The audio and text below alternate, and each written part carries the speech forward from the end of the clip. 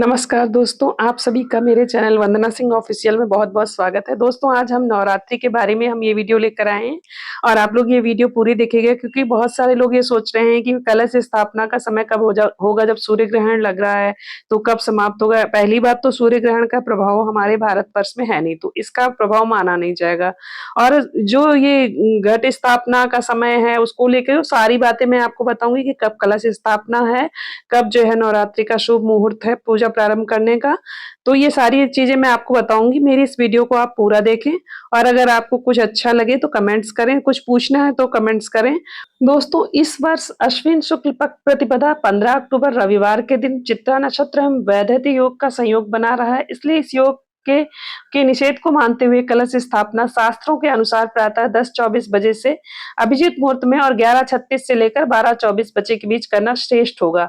तो इसलिए हमें जो है नवरात्रि का जो कलश स्थापना का है या जो पूजा का शुभ मुहूर्त है वो 11:30 से और 12:30 तक कर लेना चाहिए। इस बार नवरात्रि 15 अक्टूबर 2023 से शुरू होकर 23 अक्टूबर 2023 को समाप्त होगी। नवरात्रि एक संस्कृत का शब्द है दोस्तों और इसका अर्थ है नवरातें और इन नवरातों और 10 दिनों के दौरान शक्ति की देवी माँ जगदम्बा के 9 रूपों की पूजा की जाती है और 10वें दिन दशहरा का त्योहार मनाया जाता है। दोस्तों, नवरात्रि के पहले दिन के आधार पर ही माँ दुर्गा की सवारी के बारे में पता चलता है। इस बार माता की सवारी हाथी पर होकर आ रही माँ मतलब हाथी पर आगमन का इस बार संकेत कर रहा है कि इस साल बहुत अच्छी वर्षा होगी और खेती भी अच्छी होगी। देश में अन्न-धन का भंडार बढ़ेगा। इस बार रविवार को नवरात्रि शुरू होने पर देवी हाथी पर सवार होकर आएंगी, जो कि सुख समृद्धि का संकेत है।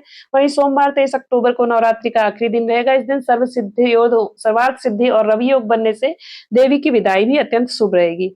तो चलिए आइए अब दोस्तों मैं बताती हूँ कि नवरात्रि की आप लोगों को कैसे पूजन करना है और कैसे अपने घर में सरल विधि से आप इस पूजा को करके माता रानी का आशीर्वाद प्राप्त कर सकते हैं। इन 9 दिनों में माता की उपासना, पूजा या मंत्र आदि पढ़कर हम देवी को प्रसन्न कर सकते हैं। तो दोस्तों चलिए अब मैं आपको पूजा विधि बताती हूँ। सर्वप्रथम सुबह चौकी आदि की स्थापना करने के बाद आप जो है देवी माँ को स्नान कराइए। आपके पास अगर पीतल की प्रतिमा है तो पीतल की, या अगर आपके पास अगर तस्वीर है ऐसे ही तो उस तस्वीर को आप अपनी चौकी पे लगा लें। अगर पीतल की प्रतिमा है तो उसे स्नान करा के दूध, दही, चरणामृत से स्नान करा के उसके बाद उनको लाल वस्त्र पहनाएं। माता को लाल वस्त्र बहुत पसंद है तो माता को हमेशा लाल कपड़े ही पहनाने चाहिए और अगर आप तस्वीर लाई हैं तो माता की लाल कपड़ों वाली तस्वीर ही लाइए और उन्हें स्थापना कीजिए उनकी चौकी पर।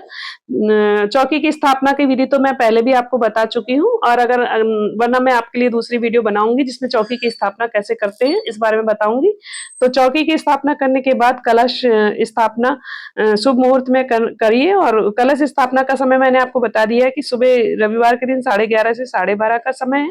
माता को लाल वस्त्र आदि पहनाकर हम उन्हें चौकी पर बिठाते हैं। उन्हें पुष्प, पान, लौंग, इलायची आदि से संकल्प लेते हुए उनके समक्ष रखते हैं। उन्हें पुष्प आदि प्रदान करते हैं। उन्हें धूप, दीप, नैवेद्य सब अर्पित करते हैं। उन्हें फल आदि अर्पित करते हैं। फल में 5 फल जिसमें अनार जरूर रखें। अनार माता को बहुत प्रसन्न होता है तो 5 फल रखें और 5 तरीके की मेवा उनको अर्पित करें।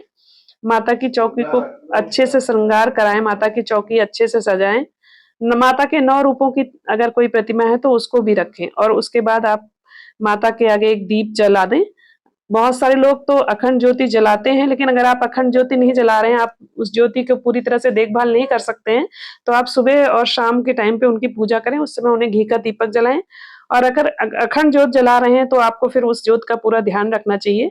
आप कहीं बाहर नहीं जा सकते हैं, अगर तो जाएं भी तो थोड़ी बहुत देर के लिए, तो वहां पे किसी ना किसी को उस जगह पे बिठा के जाएं, क्योंकि ज्योत अगर बुझ जाती है तो वो सही नहीं होता है। तो क्योंकि हम ज्योत का पूरा संकल्प लेके ही बैठते हैं, तो इसलिए अखंड ज्योति अगर हम जलाएं तो उसके कुछ नियम होते हैं और उन नियमों का हमें पालन करना चाहिए। इसके बाद माता को शाम को जो पूजा करें उसमें माता को तिल के तेल का दीपक जलाएं। मैं तो तिल के तेल का ही दीपक जलाती हूँ। अगर घी का दीपक जलाना चाहें तो घी का जला लें और माता को 7 या 9 दीपक माता के आगे रख कर उसके बाद उनके आरती करें।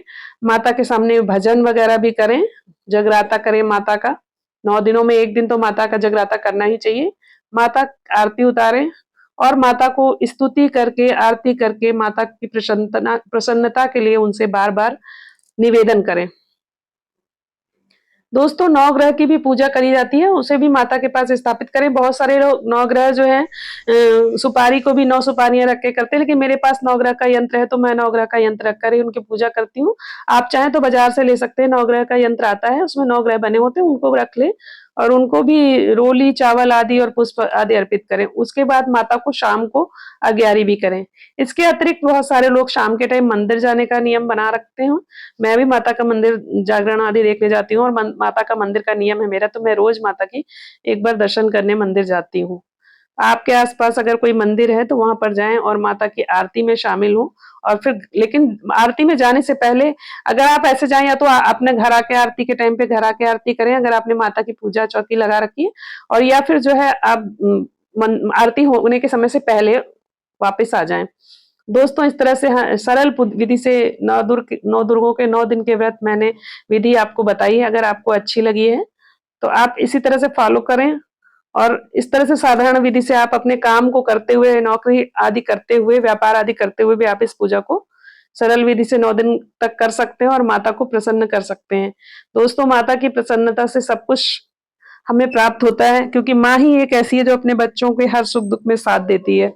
माँ अपने बच्चों के सारे कष्टों का निवारण करती है और अपने बच्चों की गलतियां भी माफ कर देती है। तो दोस्तों, ये थी हमारी नवरात्रि की पूजा की सरल विधि। अगर आपको अच्छी लगी है तो लाइक करें, इस वीडियो को ज्यादा से ज्यादा शेयर करें और चैनल को सब्सक्राइब करें।